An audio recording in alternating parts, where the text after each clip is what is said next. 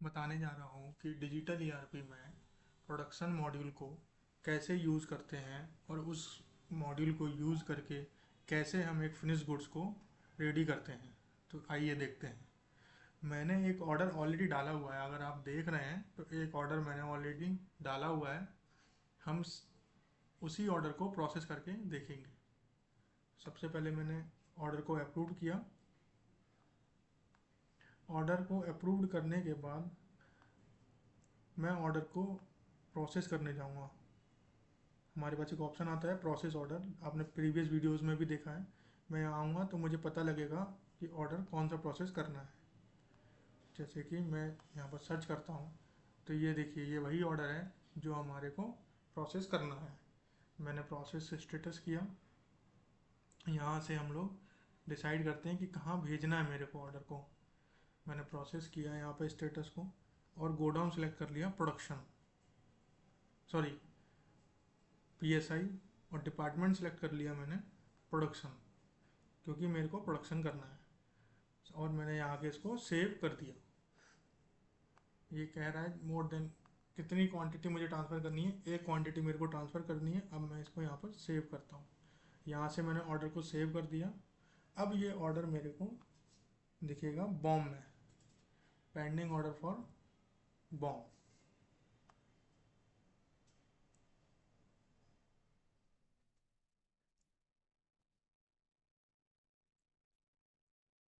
ये देखिए, ये वो ऑर्डर है मैंने डाला था। अब मैं यहाँ से जाता हूँ क्रिएट बॉम। ये मेरे से पूछ रहा है design not available. BOM create करने से पहले मेरे को डिज़ाइन अपलोड करना पड़ेगा, तो हम जाते हैं डिज़ाइन में। एक ऑप्शन है हमारे पास pending sell order for design. जब मैं इस पर क्लिक करके सर्च करूँगा तो मुझे पता लगेगा ये मेरा ऑर्डर है जो कि अभी डिज़ाइन डिपार्टमेंट के पास है। मैं यहाँ पर गया, यहाँ से मैंने आइटम चूज़ किया। कोई भी एक फ़ाइल मैं ले लेता हूँ इस प्रोसेस को आगे बढ़ाने के लिए। मैंने यहाँ से फ़ाइल ऐड किया और ऐड करने के बाद इसको सेव कर दिया। तो ये मेरा डिज़ाइन मैंने अपलोड कर दिया। अब मैं इसी ऑर्डर को बॉम में जाके देखता हूँ। जब मैंने सर्च किया, अब मैं यहाँ क्लिक करता हूँ क्रिएट बॉम। यहाँ मैंने बॉम पे क्रिएट किया, और यहाँ पे जो है मैंने कोई भी एक आइटम का बॉम जो है मैं कॉपी कर लूँगा।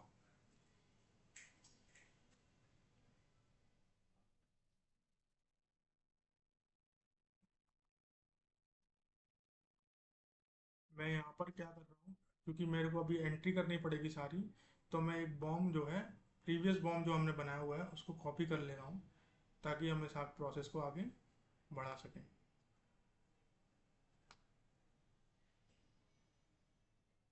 क्रिएट बॉम पे क्लिक किया। ये मैंने प्रीवियस बॉम सेलेक्ट कर लिया, और सेम बॉम मैंने जो है सबमिट कर दिया। Please select the entry type. मैं यहाँ पर एंट्री टाइप फाइनल सेलेक्ट कर रहा हूँ, क्योंकि चीज़ें ऑलरेडी फाइनल हैं। और यहाँ से मैंने इसका बॉम बना दिया। इसका अगला स्टेप है, बॉम बनाने के बाद ये जाता है हमारा प्लानिंग में। ये पेंडिंग बॉम फॉर प्लानिंग, यहाँ से प्रोडक्शन स्टार्ट होता है। ये फर्स्ट स्टेप है जहाँ से हमारा प्रोडक्शन स्टार्ट होता है। जो मैंने बॉम बनाया था वो मेरे को यहाँ पर दिखेगा, पेंडिंग बॉम फॉर प्लानिंग। ये यहाँ पर क्यों नहीं दिख रहा है, क्योंकि अभी मैंने बॉम को अप्रूव नहीं किया है। वो अप्रूव करने के लिए मेरे को कहाँ जाना पड़ेगा, बॉम में पेंडिंग बॉम फॉर इंडेंट। ये देखिए यहाँ पर है वो मेरा बॉम जिसका कि मेरे को अप्रूवल करना है। मैंने यहाँ से अप्रूव कर दिया इसको। अब मैं देखता हूँ कि क्या मेरे को ये प्लानिंग में दिखेगा। तो मैंने यहाँ गया पेंडिंग बॉम फॉर प्लानिंग। ये देखिए यहाँ पे ये आ गया पेंडिंग बॉम पर। अब मैं यहाँ से क्या कर रहा हूँ, यहाँ से प्रोडक्शन की प्रोसेस को स्टार्ट कर रहा हूँ। सबसे पहले हम लोग क्या करते हैं, मुझे किसी भी ऑर्डर के अगेंस्ट में किसी भी आइटम को बनाने के लिए उसकी प्लानिंग करनी होती है। जैसे ही मैं क्लिक करूँगा क्रिएट प्लानिंग पर, तो यहाँ पर आप देखेंगे गोडाउन किस आ रहा है बन के, आइटम सेलेक्ट होके आ रहा है। ऐड कर दिया मैंने यहाँ पर। जब मैंने इसको ऐड किया तो यहाँ से पता लग जाता है। यहाँ जब मैं क्लिक करता हूँ एक ऑप्शन आप देख रहे होंगे मटेरियल रिक्वायर। तो हमारे को ये पता लगता है कि मटेरियल कितना मटेरियल रिक्वायर है। ये जो डेटा आ रहा है वो आ रहा है बॉम्ब से, और ये अवेलेबल क्वांटिटीज़ का मीन्स है कि अभी इस गोडाउन के अंदर कोई मटेरियल अवेलेबल नहीं है। मैं इसको क्या करता हूँ, सेव कर देता हूँ। अभी हमने इसको, अदरवाइज हम इसको जब तक सेव नहीं करते हैं जब तक कि डेटा मेरा अवेलेबल नहीं हो जाता है। बट हम इसको स्किप कर रहे हैं प्रोसेस को, और मैं यहाँ से इसको सेव कर रहा हूँ। यहाँ मैंने प्लानिंग को सेव कर दिया। दैट मीन्स कि मैं जो है प्रोडक्शन कर सकता हूँ। अब इसके बाद एक अगला स्टेप है हमारे पास, pending planning for issuance.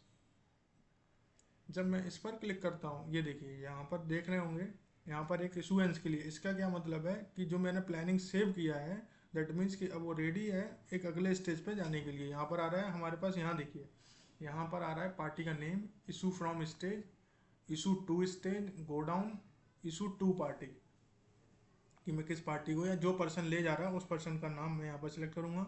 Issue to stage का मतलब है कि किस स्टेज पर मैं ले जा रहा हूँ। तो इस तरीके से मैं अपना प्रोडक्शन स्टार्ट करूँगा। तो अभी मैं क्या करता हूँ, यहाँ पर इशू टू स्टेज में एक स्टेज सेलेक्ट कर लेता हूँ। सबसे पहले सीट मेटल फैब्रिकेशन मैंने ये सिलेक्ट कर लिया, और यहाँ पर जाके इसको कितनी क्वांटिटी में प्रोसेस कर रहा हूँ उस प्रोडक्शन उस स्टेज पे, वो मैं यहाँ से सिलेक्ट कर सकता हूँ। क्योंकि मेरे पास एक ही क्वांटिटी थी ना, तो मैं एक ही क्वांटिटी को आगे ले जा रहा हूँ।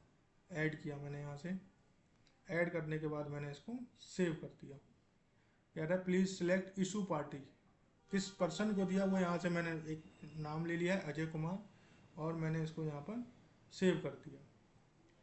सेव करने के बाद अब ये चला गया उस डिपार्टमेंट पे प्लानिंग से जहाँ पर प्रोडक्शन होना है। अब हम जाते हैं, एक हमारे पास स्टेज होती है, receive receive from production. Receive from production में क्या होता है, जब जो मेरा प्रीवियस स्टेज पे जहाँ मेरा मटेरियल पड़ा था उस स्टेज से मेरे को रिसीव करना है। देखिए आप यहाँ आ रहे हैं, रिसीव फ्रॉम प्रोडक्शन में एक एंट्री आ रही है, मैंने क्लिक किया रिसीव पे। जब मैंने रिसीव पे क्लिक किया तो आप देखेंगे रिसीव स्टेज ऑलरेडी डिफाइंड होकर आ रही है कि किस स्टेज से मैं मटेरियल को रिसीव कर रहा हूँ। ठीक है, यहाँ से मैं डायरेक्ट जैसे इशू भी कर सकता हूँ कि मैं इस स्टेज से मटेरियल को रिसीव कर रहा हूँ और यहाँ पर मैं इसको इशू कर रहा हूँ। अब मैं सीट मेटल फैब्रिकेशन से मैं इसको मटेरियल को इशू कर रहा हूँ स्टेज पर पाउडर कोटिंग पर मैंने इशू कर दिया, और यहाँ पर फिर मैंने एक इशू टू सेलेक्ट करके और इसको प्रोसेस कर दिया। प्रोसेस करके मैंने इसको सेव कर दिया। तो आप देखेंगे जब मैंने यहाँ से रिसीव कर लिया मटेरियल, अब मैं जाता हूँ दोबारा से,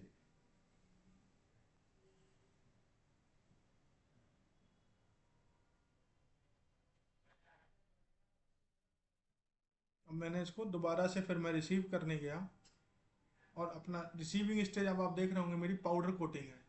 पार्टी का नेम किससे मैं ले रहा हूँ, पाउडर कोटिंग से। मेरा अगला स्टेज कौन सा है, इशू स्टेज इनक्लोजर असेंबली। मैंने इनक्लोजर असेंबली को इशू कर दिया।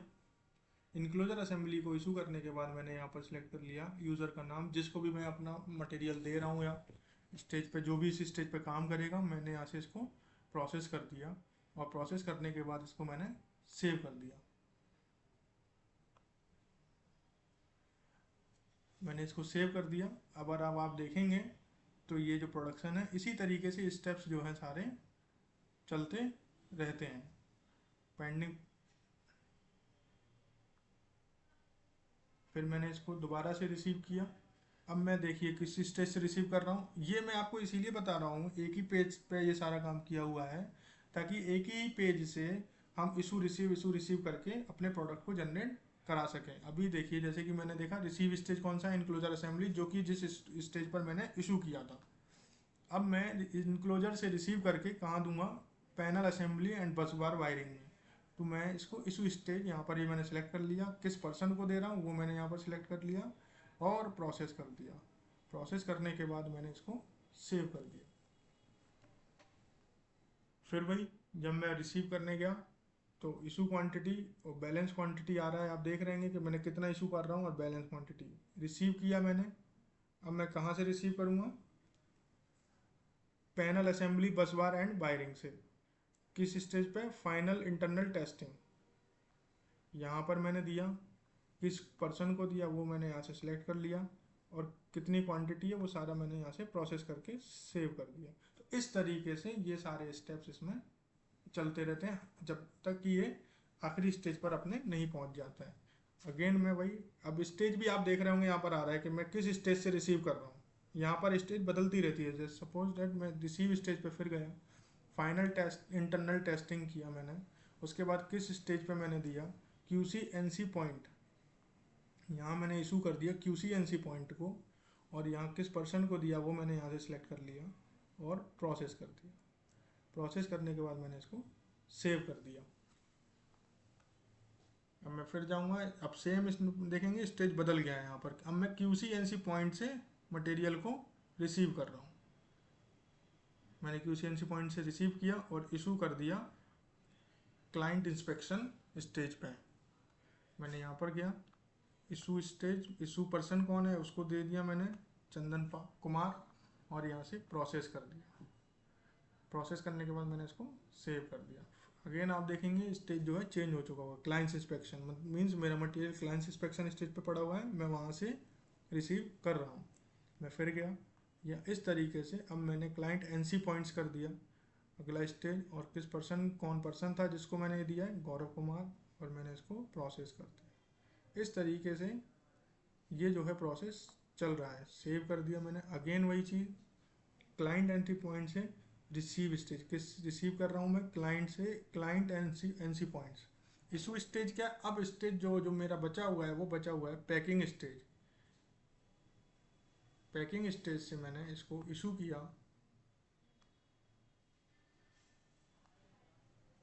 और इसको जो है मैंने पर्सन को दे दिया और प्रोसेस कर दिया।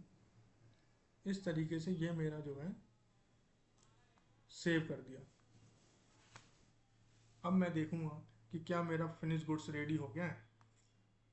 अब मैं जाऊंगा अपने स्टॉक रिपोर्ट में, मैं यहाँ से गया MIS स्टॉक रिपोर्ट पर, जब मैंने क्लिक किया तो मैं देखूंगा कि क्या मेरा स्टॉक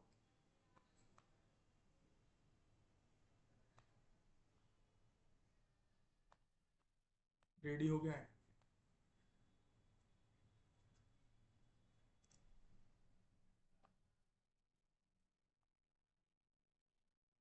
अब हम क्या करेंगे, पैकिंग स्टेज से रिसीव करके इसको अपने मेन FG गोडाउन में ले जाएंगे। यहाँ से मैं गोडाउन चेंज कर दूंगा, जिस भी गोडाउन में मेरे को ले जाना है वो गोडाउन में यहाँ से सिलेक्ट कर लूँगा। जैसे कि मैंने यहाँ पर सिलेक्ट कर दिया मेन FG, मेन FG करके मैंने इसको प्रोसेस किया और इसको सेव कर दिया। अब मैं देखता हूँ स्टॉक रिपोर्ट अपने गोडाउन की कि जो मैंने गोडाउन सेलेक्ट किया था, मेन FG मैंने यहाँ सेलेक्ट किया,